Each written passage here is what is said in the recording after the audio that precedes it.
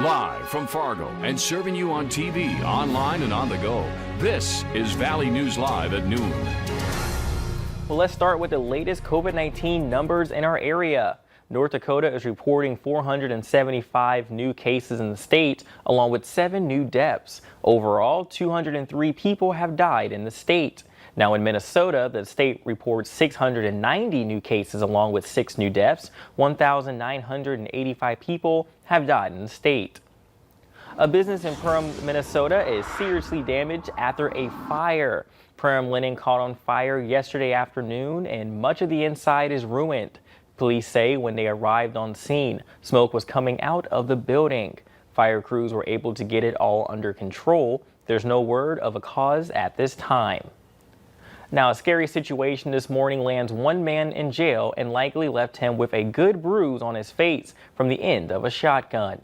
Now, it happened around 2:30 a.m. in the 1400 block of 6th Street South. Police say a man was trying to break into a home through the window. That's when the homeowner grabbed his shotgun and told the burglar he'd shoot. The two ended up fighting, and then the homeowner hit the suspect in the face with the back of the gun. Now, the burglar then took off. Police were then called, and they eventually found the suspect shortly afterwards. 39-year-old Matthew Florence has been arrested and booked in the Cass County Jail for attempted felony criminal trespass. Well, it's starting to finally feel like autumn and maybe even a chance to eat lunch outdoors. Let's check in with meteorologist Lisa Green. And Lisa, I've missed you.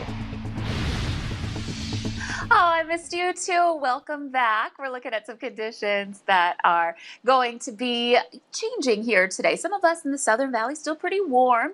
Those of us up north, we are really feeling a little bit cooler here today. It's been a struggle to warm up. We're into the 50s in northeastern North Dakota. And then in the Southern Valley, we're looking at some 70s coming up for this noon hour for your lunch break. So looking at some conditions that are still hanging on to some warmer air in the southeast, but no 80s right now here in the region. Here's a look at your radar and satellite map. We've got a cold front coming through, and you can see the temperatures have really noticed the difference as well. You can see northeastern North Dakota, more clouds there. That's also where we've got some showers on the radar, even a couple of lightning bolts. Moving into the Southern Valley, this may be an area where we see some stronger storms that develop as we head into the afternoon, and especially this evening. Keeping an eye on these cells here. And then Fargo's looking okay, looking like we've got some sunshine, but up to the north and west, that's where we have more cloud covers. So this is going to be varying through the day and progressing as well. We're going to talk more about that and the changes that are coming our way as we head toward the weekend. So maybe so far eat indoors just in case it decides it wants to rain in our area. Thanks again, Lisa.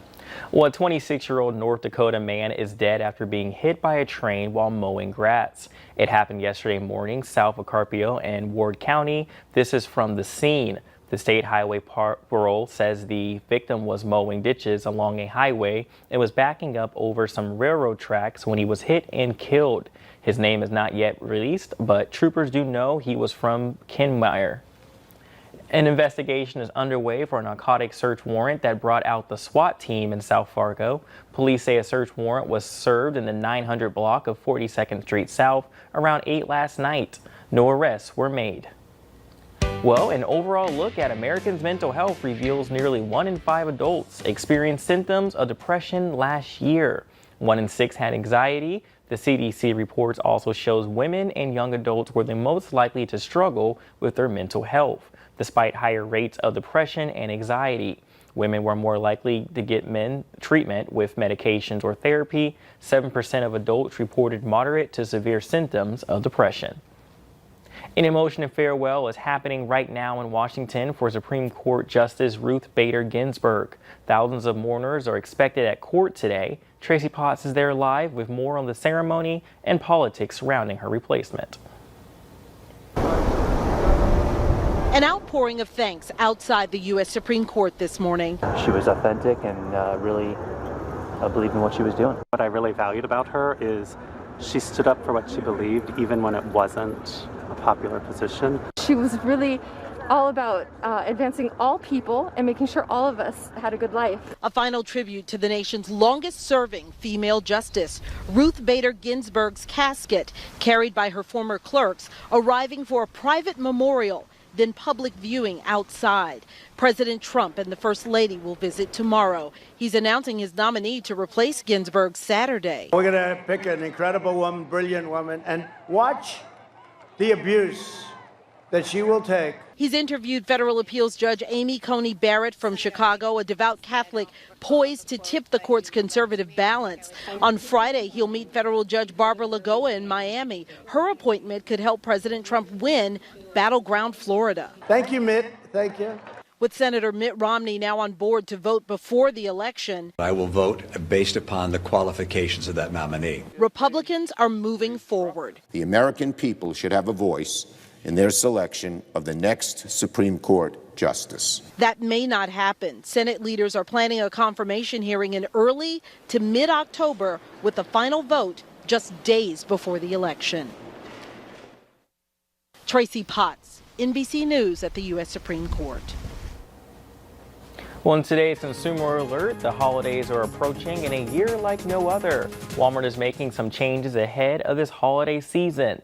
It is a three-pronged approach, a focus on online shopping, evolving wish list, and the need for a safe shopping experience.